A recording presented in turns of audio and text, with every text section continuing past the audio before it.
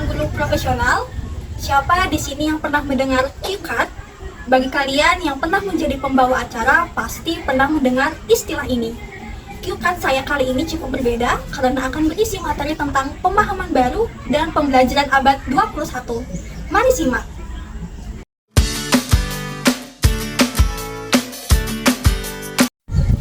Lalu, apa sih tujuan pembelajaran pada topik ini dalam PPG Prajabatan? Jadi nantinya peserta diharapkan dapat menjelaskan konsep pembelajaran abad 21, peran dan karakter guru dalam pembelajaran abad 21, dan mendeskripsikan model pembelajaran yang relevan dengan pembelajaran abad 21. Lalu, apa sih pembelajaran abad 21 itu? Pembelajaran abad 21 merupakan peralihan pembelajaran pada kurikulum yang dikembangkan untuk menuntun sekolah mengubah pendekatan pembelajaran dari teacher center menuju student center atau berfokus pada peserta didik. Hal ini sesuai dengan tuntutan masa depan agar peserta didik memiliki kecakapan berpikir dalam belajar.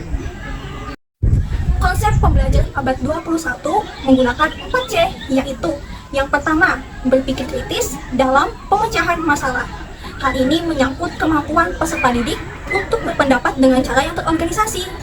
Dan peserta didik belajar memecahkan masalah yang ada dan mampu menjelaskan, menganalisis, dan menciptakan solusi bagi individu maupun masyarakat. Yang kedua, daya cipta dan inovasi. Hal ini dimaknai sebagai kemampuan berpikir out of the box tanpa dibatasi aturan yang cenderung mengikat. Peserta didik diajak untuk bisa membiasakan diri dalam bentuk, melakukan, dan menjelaskan setiap ide yang dipikirkannya. Selanjutnya, yaitu kerjasama. Hal ini dimaknai dengan kemampuan siswa untuk bisa bekerja sama dalam kelompok ataupun beradaptasi dengan lingkungannya agar menjadi pribadi yang lebih bijaksana. C yang terakhir adalah komunikasi. Peserta didik diminta untuk bisa berkomunikasi, menjalin hubungan baik secara lisan, tulisan, maupun multimedia. Lalu, bagaimana karakteristik guru yang baik dalam pembelajaran abad 21? Yang pertama adalah menjadi pembelajar sepanjang hayat. Yang kedua, memanfaatkan sumber belajar yang bervariasi. Yang ketiga, mampu mengoreksi pendekatannya agar cocok dengan peserta didik. Yang keempat, membangun komunikasi dengan segala pihak. Yang kelima, bertindak sebagai fasilitator. Dan yang terakhir, dapat menyesuaikan pembelajaran berdasarkan gaya belajar siswa. Lalu, model pembelajaran seperti apa yang cocok dengan peserta didik bagi abad 21? Yang pertama adalah problem based learning, yaitu pemecahan masalah. Lalu yang kedua adalah project based learning, yaitu siswa dilatih untuk bisa membuat proyek agar dapat meningkatkan pemahaman peserta didik. Itulah penjelasan terkait pemahaman baru dan pembelajaran abad 21. Semoga bisa menambah khazanah pengetahuan teman-teman. Sampai jumpa di pembahasan selanjutnya. Dadah!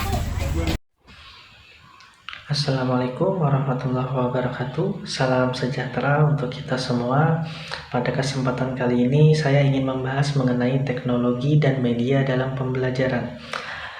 Teknologi dan media dalam pembelajaran mengacu pada penggunaan perangkat digital seperti laptop, tablet, dan smartphone, serta platform dan aplikasi seperti LMS, YouTube, dan Google Classroom untuk mendukung proses belajar mengajar.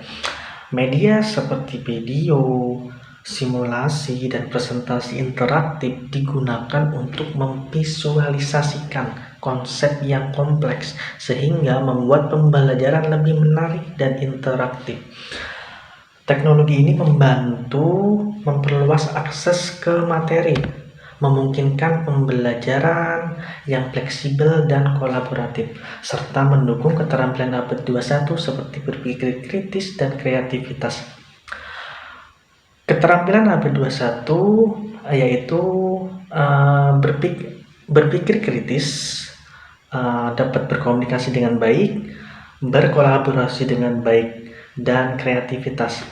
Teknologi yang digunakan pada pembelajaran abad 21 yaitu Learning Management System atau LMS berupa Google Classroom dan Moodle.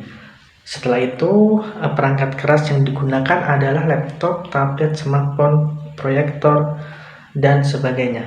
Selanjutnya, aplikasi interaktif berupa Kahoot, kuis, dan Padlet.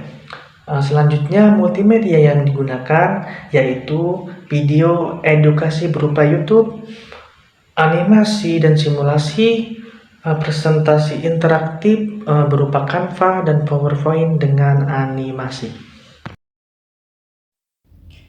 Baik, pada kesempatan kali ini saya akan mempresentasikan hasil karya saya dari topik 3, yakni koneksi antar materi, yang berjudul Integrasi Teknologi dan Media dalam Pembelajaran. Pada kaitannya, di dalam mind map ini, integrasi teknologi dan media dalam pembelajaran dengan metode Assure menciptakan lingkungan belajar yang lebih interaktif, menarik, dan efektif. Dengan mengikuti langkah-langkah Assure, pengajar dapat memastikan bahwa penggunaan teknologi dan media tidak hanya relevan, tetapi juga mendukung tujuan pembelajaran yang telah ditetapkan. Selain itu, integrasi ini juga perlu memperhatikan beberapa hal, yakni karakteristik peserta didik, meliputi gaya belajar, kemudian tingkat pemahaman dan minat bakatnya, lalu kebutuhan belajar peserta didik. Kita mesti mengidentifikasi kebutuhan peserta didik, kemudian penyesuaian dan pengembangan keterampilan yang relevan. Lalu, integrasi teknologi juga dikaitkan dengan model pembelajaran abad 21. Di antaranya, contoh dari model pembelajaran ini ialah berbasis proyek, berbasis masalah, discovery learning, dan juga pembelajaran berdiferensiasi.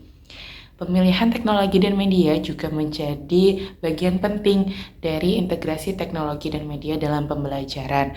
Kita mesti memperhatikan kesesuaian teknologi, jenis media yang mendukung proses belajar mengajar, juga aksesibilitas atau kemudahan dalam penerapannya. Itulah tadi mind map dari integrasi teknologi dan media dalam pembelajaran pada topik ketiga. Terima kasih. Halo, selamat datang di topik 4. Perkenalkan, saya Mesyara. Saya akan menjelaskan mengenai mind map yang telah saya buat pada topik ini, yaitu keterkaitan antara pembelajaran jarak jauh atau PJJ, lalu kemandirian belajar, dan Learning Management System atau LMS. Nah, pada bagian yang pertama ada pembelajaran jarak jauh atau PJJ. PJJ ini memiliki karakteristik yang fleksibel, mandiri, dan berbasis teknologi. Namun, PJJ juga memiliki tantangan seperti koneksi internet, motivasi belajar, dan interaksi sosial. Nah, yang bagian kedua ada kemandirian belajar. Kemandirian belajar meningkatkan kemampuan belajar mandiri melalui penggunaan teknologi. Jadi dengan LMS, kemandirian belajar dapat dioptimalkan. Manfaatnya mencakup tanggung jawab, kreativitas, dan belajar sepanjang hayat. Lalu yang ketiga ada Learning Management System atau LMS. Nah, LMS menyediakan fitur seperti materi, penugasan, kuis, dan forum diskusi. Manfaat LMS adalah efisiensi, fleksibilitas, dan aksesibilitas. Nah, jadi koneksi antara komponen PJJ, kemandirian belajar, dan LMS ini saling terkait. Integrasi ini meningkatkan kualitas pembelajaran, motivasi, dan aksesibilitas. Dengan demikian, kita dapat mencapai pembelajaran yang efektif dan efisien. Kesimpulannya, integrasi PJJ, kemandirian belajar, dan LMS sangat efektif dalam meningkatkan kualitas pembelajaran. Terima kasih. Yang terakhir itu ada cheat sheet yang berisikan panduan pembelajaran jarak jauh. Yang pertama ada pengertian dari PJJ, yakni proses belajar mengajar yang dilakukan secara jarak jauh dengan memanfaatkan berbagai media komunikasi. Kemudian ada juga tujuan PJJ yang terdiri atas 3. Yang pertama ada memberikan kemudahan akses pendidikan, kemudian meningkatkan fleksibilitas dalam waktu dan tempat belajar, dan yang terakhir mendukung sistem pendidikan yang lebih efisien dan efektif. Kemudian ada komponen utama PJJ yang terdiri dari 4. Yang pertama itu ada peserta didik, yang kedua guru, yang ketiga media dan teknologi, dan yang keempat lingkungan belajar. Lalu terdapat dua metode dalam PJJ. Yang pertama ada asinkronus, yakni peserta didik mengakses materi pembelajaran pada waktu yang berbeda dengan guru. Dan juga sinkronus, yakni pembelajaran yang dilakukan secara langsung menggunakan aplikasi pertemuan daring yang memungkinkan terciptanya interaksi langsung antara peserta didik dan juga pendidik. Lalu kelebihan PJJ, yang pertama itu adalah fleksibilitas waktu dan tempat, kemudian materi pembelajaran yang dapat diakses kapan saja dan di mana saja, serta meningkatkan pemanfaatan teknologi di dalam pendidikan. Lalu ada tantangan PJJ, itu yang pertama belum meratanya akses internet di daerah-daerah terpencil, keterbatasan akses teknologi, kurangnya interaksi langsung yang dapat mempengaruhi komunikasi dan pemahaman, serta keterbatasan pengawasan terhadap motivasi belajar dan disiplin belajar peserta didik. Lalu evaluasi PJJ itu dapat dilakukan melalui tugas daring, ujian berbasis komputer, dan juga proyek yang dikumpulkan secara digital. Dan strategi untuk memanfaatkan PJJ itu dengan memanfaatkan platform yang mudah diakses dan interaktif, mengembangkan materi yang menarik dan mudah difahami, membekali pendidik dan peserta didik dengan keterampilan digital, dan juga kolaborasi antara orang tua dan pendidik untuk mendukung pembelajaran jarak jauh. Aplikasi penunjang PJJ itu ada Google Classroom, ada Zoom Meeting, Google Meet, Kahoot, Google Form, Quizzes, Canva, YouTube, dan banyak lagi aplikasi yang lainnya. Demikian presentasi dari kelompok kami. Terima kasih.